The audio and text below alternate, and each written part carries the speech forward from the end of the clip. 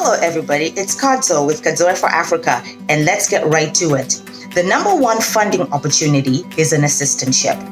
An assistantship is when a department, or it could be an administrative office, it could be the Office of a Resident's Life, and these are just different office departments within a university, offer you a job in exchange for the full payment of your tuition and also providing you a monthly stipend every month to pay for your living expenses such as rent, food, utilities, and your basic health insurance and things of that nature.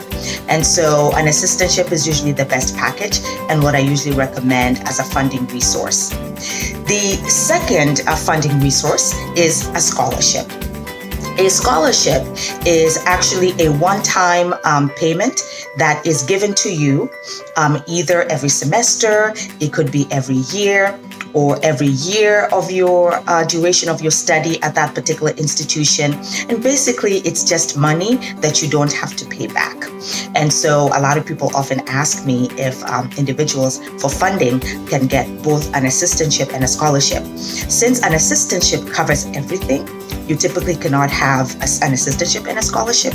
But if you do, for example, have a partial assistantship, which doesn't cover everything, then you can supplement that with a scholarship. So a lot of it just depends on how you communicate with the department to be able to find out what you might need. Scholarships are found in different ways. Sometimes a scholarship is given to you by virtue of your application. They really liked what they had to read about you. But you can also look for scholarships within the department. You can look for scholarships within the Office of Admission. They usually will have a list of those available. You can also check the Office of Financial Aid to see if there's any scholarship opportunities that exist at the institution. And the last office that you can check for funding for scholarships is actually the Alumni Office.